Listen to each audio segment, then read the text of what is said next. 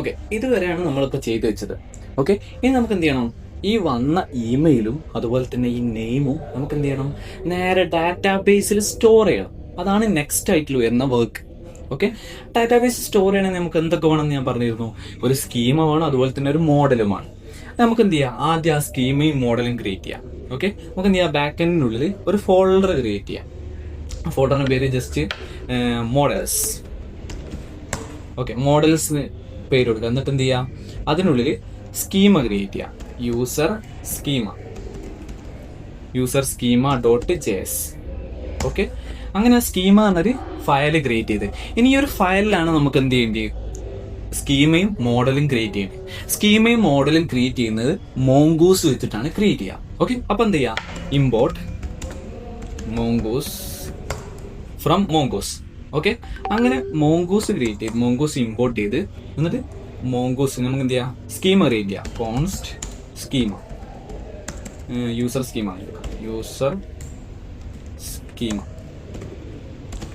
Schema equal to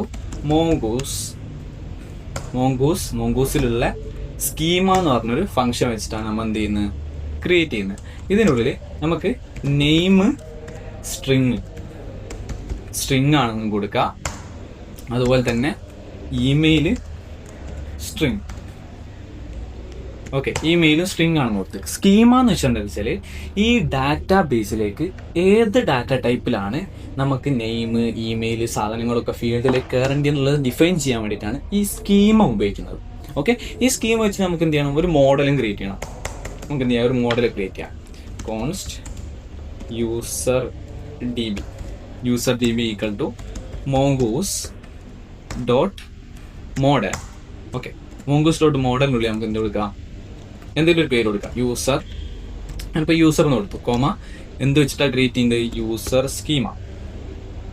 okay, user schema വെച്ചിട്ട് ഇപ്പോൾ ഇവിടെ എന്താ സംഭവിച്ചാൽ ഈ യൂസർ എന്ന് പറഞ്ഞ പേരിൽ യൂസർ സ്കീമ വെച്ചിട്ട് നമുക്ക് എന്ത് ക്രിയേറ്റ് ചെയ്ത്?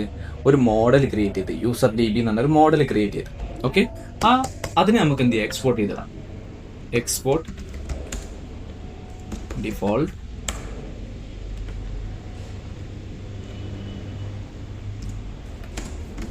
User D. ഓക്കെ, അപ്പോൾ എക്സ്പോർട്ട് ചെയ്ത് കഴിഞ്ഞാൽ ഇനി നമുക്ക് എന്ത് ചെയ്യാം? ഇനി നമുക്ക് നേരെ സെർവറിൽ വരാം. നമുക്ക് അതിനെ സേവ് ചെയ്യണം. ഓക്കെ, ഇമെയിലിനെയും ഇമെയിലിനെയും നെയിമിനെയും നമുക്ക് എന്ത് ചെയ്യാം? സേവ് ചെയ്യുക. അതാണ് നെക്സ്റ്റ് പരിപാടി. ഓക്കെ, നമുക്ക് എന്ത് ചെയ്യാം? കോൺസ്റ്റ് യൂസർ ഒരു ഒബ്ജക്റ്റ് ഉണ്ടാക്കാം. ഈക്വൽ ടു എന്ത് കൊടുക്കുക? ന്യൂ ഒരു പുതിയൊരു ഒബ്ജക്റ്റ് ക്രിയേറ്റ് ചെയ്യുക. New user D. Okay, user D ബിനുള്ളിൽ എന്ത് കൊടുക്കുക? നമുക്ക് നെയിം.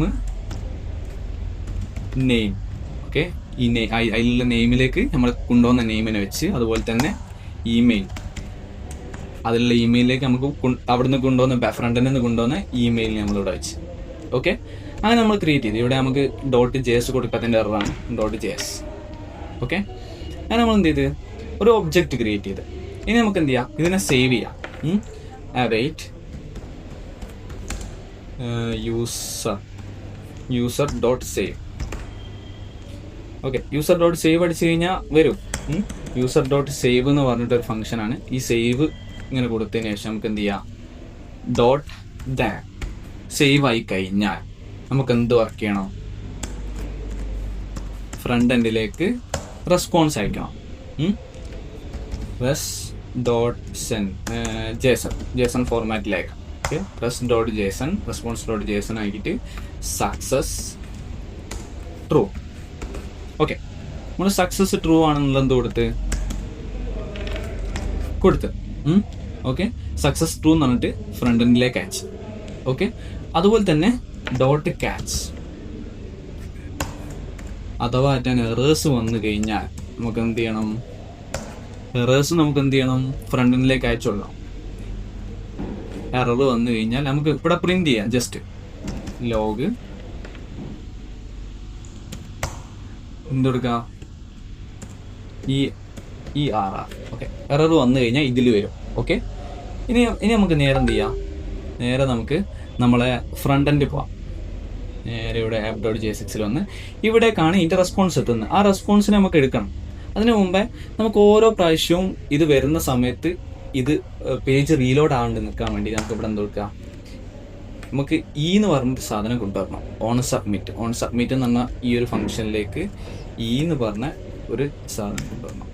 ഓക്കെ, എന്ത് ചെയ്യുക, ഇതിൽ ഓക്കെ എന്ന് പറഞ്ഞ ഒരു സാധനം നമ്മളെ കൊണ്ടുപോകാം. ഓക്കെ, ആ ഡോട്ട് പ്രിവെന്റ് ഡിഫോൾട്ട് എന്നാണ് ഇവിടെ കൊടുക്കാം. ഡോട്ട്